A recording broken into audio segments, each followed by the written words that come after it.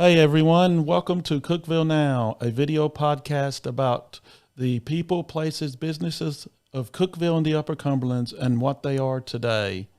I am your host, Herbert Williams, and my co-host is Clarissa Williams. Hey everyone, welcome, and we're glad you're with us today. We've been out to all of the Meet the Candidate events, and we wanted to invite the candidates into the studio here in Cookeville and just talk to them about their candidacy for the City Council. Today we have Mark Miller, and you are rerunning. Yes, I'm running for re-election. So you want to start out things by telling us a little bit about yourself. Yes, my name is Mark Miller. Of course, born and raised here in Cookeville. I went to Tech. I've got 2 degrees from Tech. I've got a bachelor's degree in operations management and a master's degree in public safety, public safeties, like law enforcement management, fire management, like some of the higher level management of public safety entities. I've got a business here in town where we put orange stuff at road construction sites. So anytime you see orange barrels, orange cones, that's my business. That's what I do. I'm a former state trooper. My time in the highway patrol is kind of what got me into my current business. So that's just a little bit about myself. I've got a beautiful wife and a 2-year-old son. He's a little crazy sometimes. Well, knowing all that, why are you running, and why did you decide to rerun? Right. Yeah. So when I ran the first time, the reason I wanted to do it is I want to help the city of Cookeville like grow into a place where like I would want to live in 30 years. And now the reason why I'm rerunning is I've got a 2-year-old son now, and I want a place where he will want to stay and remain in 18 years whenever he leaves my house. I want to like set the seeds in the city so it grows to a place that's someone would want to actually live at. So. Right. Okay. Well, let's jump right into the questions. So the first one that we put at the top of the list is transportation. So a lot of people, it doesn't matter where you're at. If you're at the grocery store, eating out, at church, wherever, people are talking about the roads. It's either congestion, potholes, road patterns. What would you do to help improve the current situation? So one thing that we did in the previous council is we actually created a transportation fund. The transportation fund generates about $1.5 million a year. And $1.5 million a year isn't a lot of money to go toward all the roads in Cookeville, especially with gas prices going up, and that means asphalt's really expensive right now. So right now we really utilize our planning department to like check and see where the roads are, where they're failing, and what we can do to like lower those grade or raise those grades so the roads aren't failing anymore. So I rely heavily on the planning department and do whatever we can to use, I call it a measly $1.5 million just to help our situation out. Okay. Well, let's continue on topics that are kind of on the top of everybody's list, healthcare. So a lot of people are moving to Cookeville, continuing to move here. We know that there are retirees moving to the area, and healthcare is always at the top of their list, as well as families. Like you said, you have a 2-year-old, so you want to have good healthcare. The city of Cookeville is a little different because they own the hospital here, CRMC, and we would like to hear about how you feel owning that helps the city of Cookeville, and how does it directly contribute to the tax base? All right. So first off, the hospital it's worth $1 billion. So the city owns $1 billion asset, and then the revenues of the hospital are $300 to $400 million a year. So that's $300 to $400 million a year. That all of that's staying here in Cookeville. Like the doctors live in Cookeville, the leadership all live in Cookeville. So and then all the employees, like 1,000 employees, all live in the general vicinity of Cookeville. So that's a huge thing to keep and capture that money and keep it here instead of it being shipped off to a major corporation in Nashville or wherever that corporation's at. One really good thing that our hospital does is the charity care. There's over $30 million of free care that they give away every year, and a lot of them are the low profit margin cares like dialysis and stuff like that, where it could be a hindrance to someone to have to travel to Nashville to get some of those low profit margin procedures. Okay. Well, we know Cookeville's experiencing great growth, brings a good economy, but if things were to change and things were to just go in a different direction and you were helping make decisions, would you be in favor of 1, scaling back services, 2, cutting staff, or 3, increasing taxes? Yeah, so our employees make the city go. Like, you can't just look at a little line that may have a little downtrend and say, hey, we don't want you to serve our city for 30 years. So they may be an employee for 12 years and we're like, oh, we're going to have to let you go because there's a little bit of a downtrend. Increasing taxes, I'm not a big fan of the property tax increases. And we did do a property tax increase because we didn't have a transportation fund, but I think we've got pretty much all of our bases covered now on our funds. So my goal is to do whatever we can to ensure that people are spending money in Cookeville. And yeah, you said, what if there's an economic downturn? We have to do whatever we can to drive that so there is an economic downturn so we can keep our tax base up. Scaling back services would possibly be one of the first things we'd have to do. Like, I don't know about garbage pickup. We might have to try to sell some of our entities to someone else if that is the case. If we really do have a horrible recession, but I don't see that happening. Okay. As you know, homelessness is continuing to grow and is becoming some sort of an issue or somewhat of an issue. What would you do to help solve that?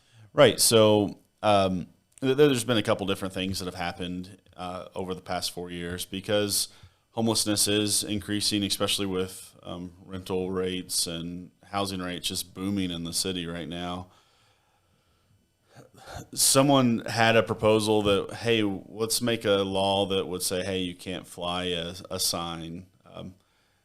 We started talking to the city attorney about that because there was some push for that in the community, and the city attorney said, you're going to have a First Amendment lawsuit immediately on your hand, and you're going to lose, and that's so that's $500,000 that we would lose in a lawsuit right there, and then not have a law on the books.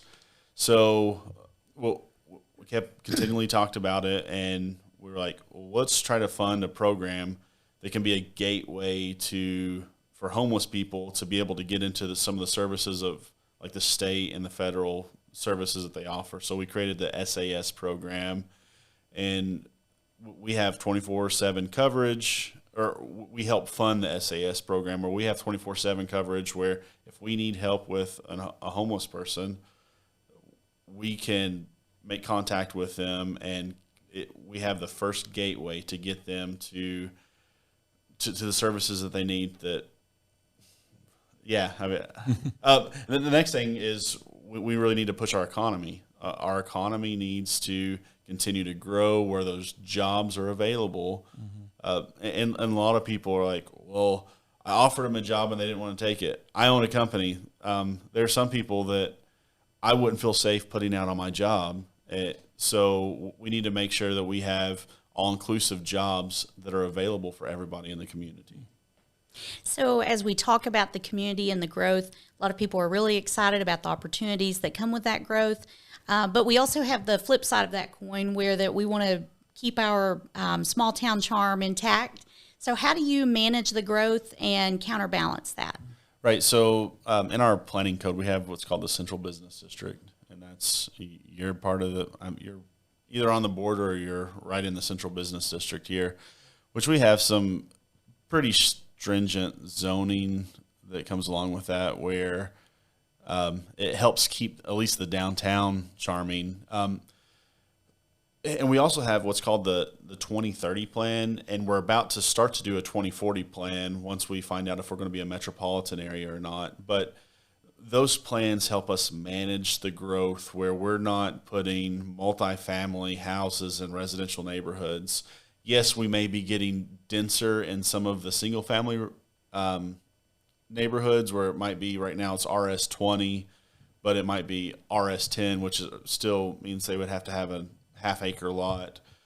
But those are all defined in our 2030 plans, the 2040 plan, or eventually our 2040 plan. So I just want to kind of stick with the plans that the people that do this full time and not just a part-time city councilman, like just kind of stick with their plans because they know what they're doing.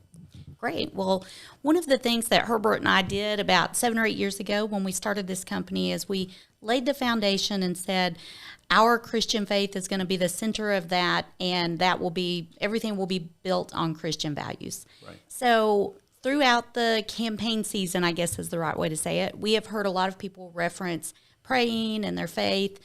And as a fourth generation Baptist preacher's daughter, I have friends that are atheist, agnostic. We all agree to disagree all the time, but we have good conversation. And I believe that it's important to share your faith with folks. But I also hate when people, which I probably shouldn't say hate, but I dislike when people use Christian or faith as a convenience. So we felt it was important to ask the question about where your faith is rooted, or tell us about your faith. Right. You may not hear me speak about my faith too much, especially on a public setting. And the biggest reason is I think that we need to be a diverse community where we're accepting to everybody. So if I'm sitting here and I'm saying, well, I'm praying, I'm doing this, I'm doing that, and someone may not understand what I'm actually praying to, then they might not feel comfortable talking with me. But I am born and raised at First Christian Church. That's where I went to all the way up until when I got married, and we're going to the First Presbyterian Church in Cookeville. That's my wife's a Presbyterian, so I really, really have a deep gratitude. My life, I always say, what would Jesus do? In most every setting that any question that I try to solve or anything, like I remember the "What would Jesus do" bracelet that I would always wear growing up. And I think I had one of those. Yeah. So like I try to live by the golden rule, and but I'm not gonna sit here and say, hey, let's pray on this, let's do that. I really try to keep my personal faith for me and my family, and I try not to go out and say, hey, let's all submit to this one way of thinking. So, all right. We're going to take a quick break, and we'll be right back. We put your company in front of the right audience. Our services include website creation, search engine optimization, search engine management, social media management, geofencing, video production, podcasts, and more. We can help you get found easy and affordable.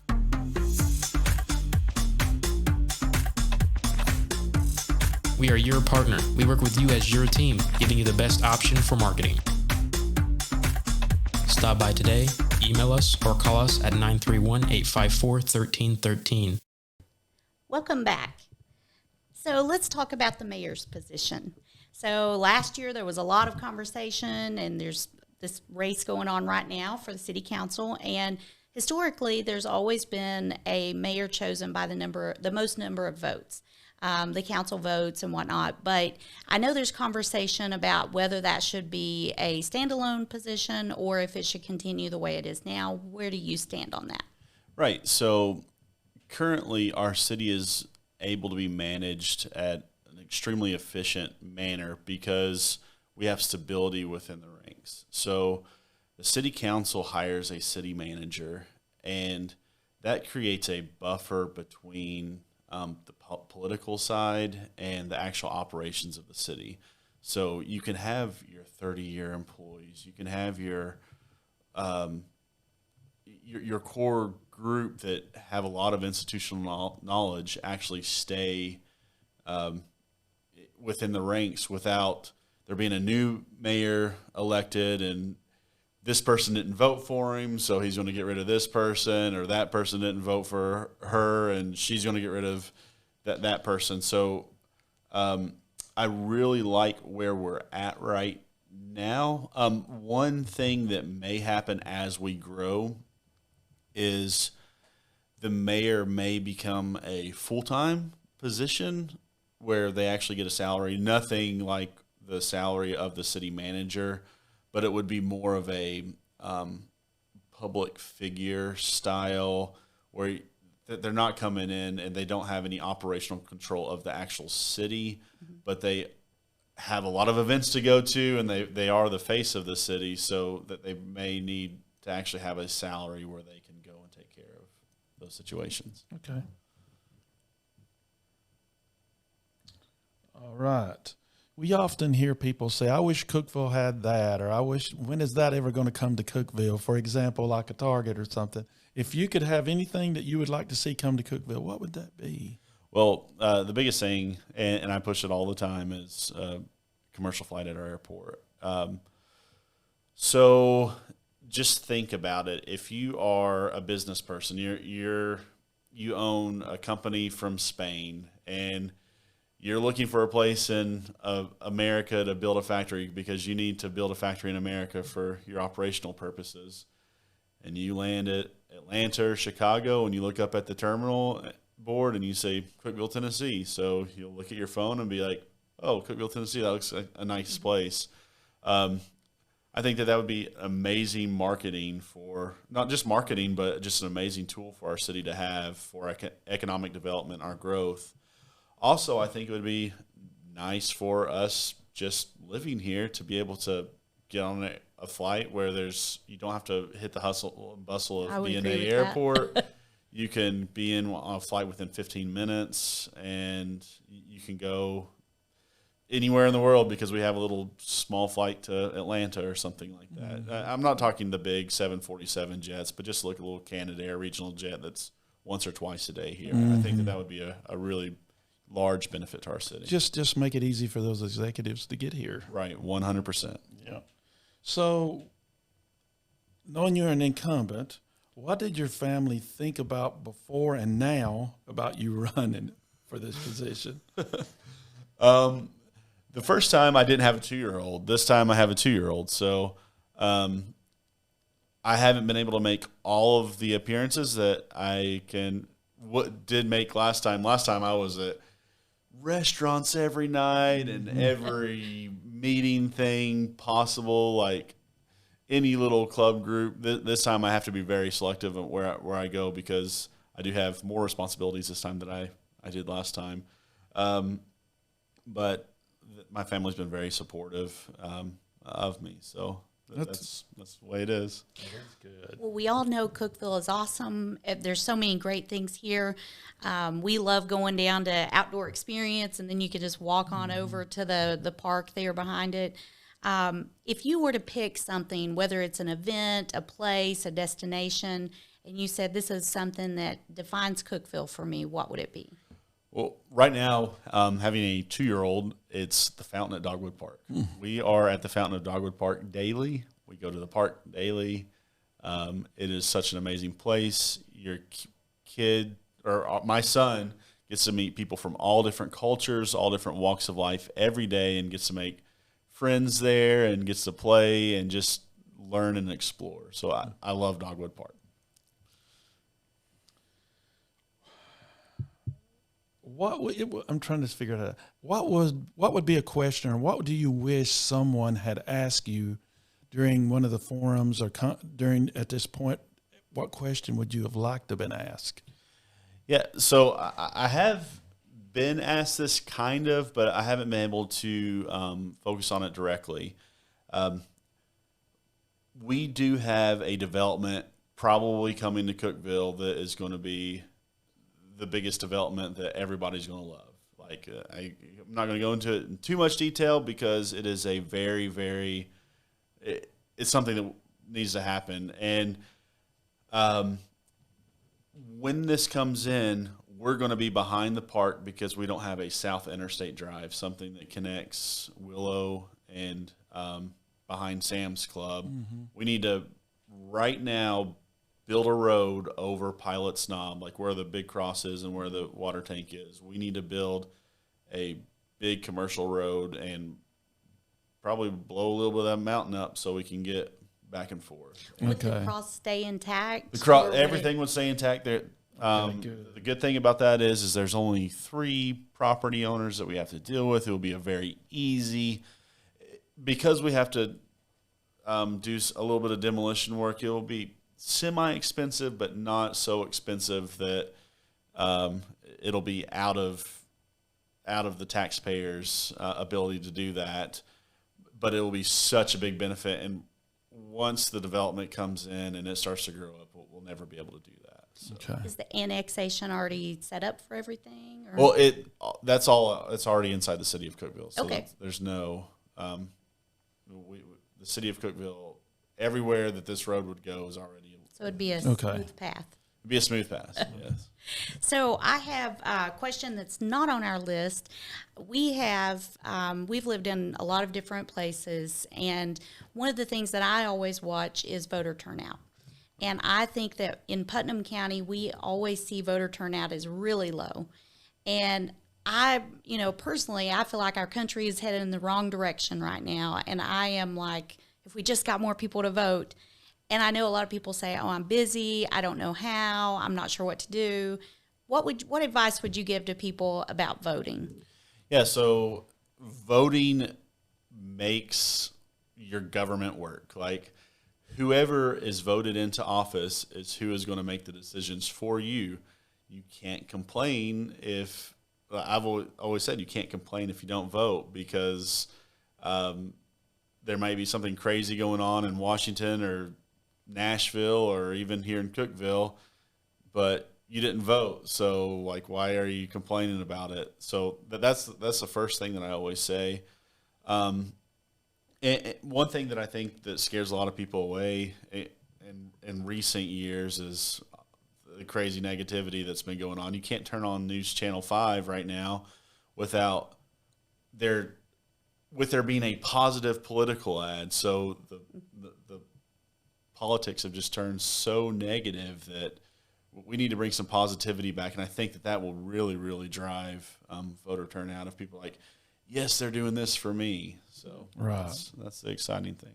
Well, I agree. What is there something else you would like to tell us about yourself or share with you that you haven't at this point? Well, you probably need to go out and vote. I mean, that's the biggest thing. Like, there's nothing personal about me that I want to say, but I would like to see everybody at the polls. You can get I'll just give you my phone number right now. It's 931-349-0836. You can call me at any time. I will answer the phone. That's one thing that people that may agree or disagree with me, they always like, I'm going to answer the phone and try to get back with you. So. Okay. And what advice would you give to the younger Mark? If you were going to go back in time, what would you tell yourself? Buy Bitcoin.